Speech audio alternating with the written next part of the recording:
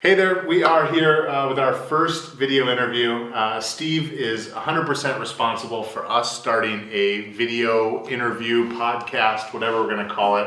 Everything is fresh. Literally, the table was bought from IKEA last night and we're sitting on new chairs. And hopefully next time you see this, the guys will have assembled a bookshelf behind us that makes everything look nicer.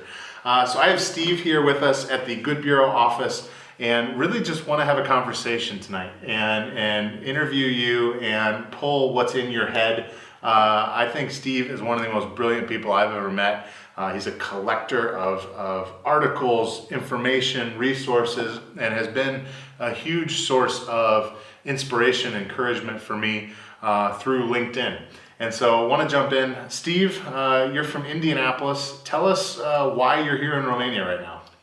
Well, first of all, I want to say that I challenged Ryan. I met Ryan last year for 1 hour in Câmpina, and I fell in love with this guy. He spoke a language that I hadn't heard too often, combining business and mission in a very unique way.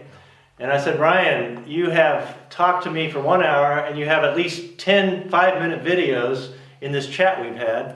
I want you to go back, start making videos of what you're talking about, your ideas.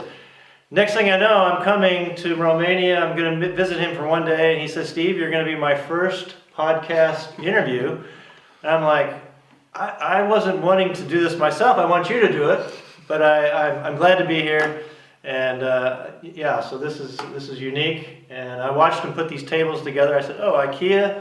They're throwing this together. It's great, and hopefully this will be the first of many podcasts where we can really tell the world what he's doing, what we're doing, what we're excited about in Romania, and yeah, this is an exciting time. I'm glad to be here. I really appreciate it. I mean, you was a real source of inspiration for me. I'm not a guy that likes to produce content, but felt like we found an outlet here in which, sure, we can share a little bit about what we're doing, but we get to meet so many amazing people that come through the country, come for visits, come on vacation, or are here in Romania doing amazing things. And you guys are part of that.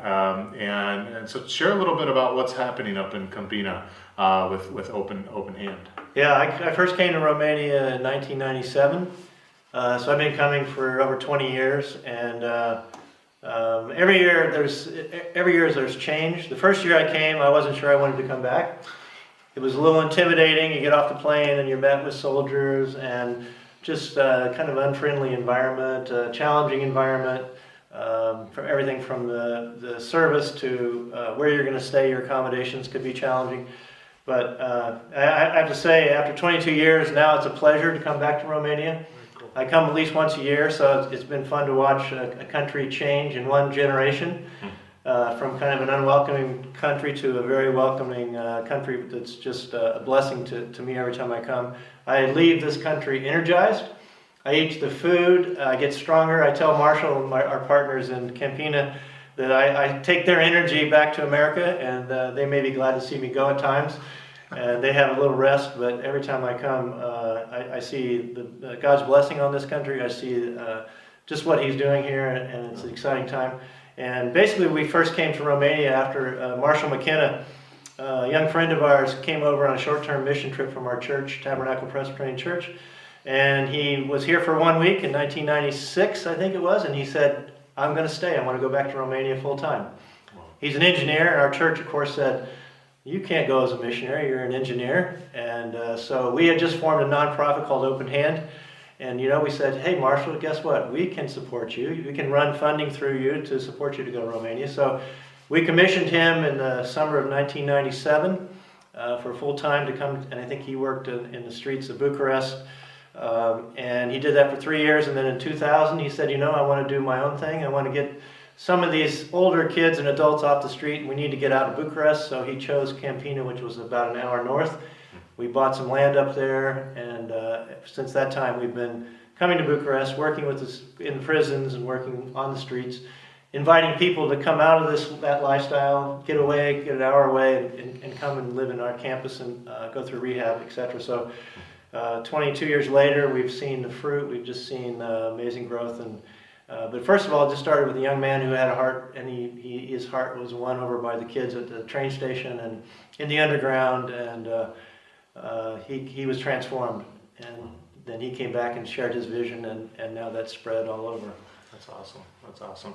And it's the same organization that he was working with the streets, kids in the streets in the late 90s, that my dad and I came over on a short-term mission trip around the same time in 1997.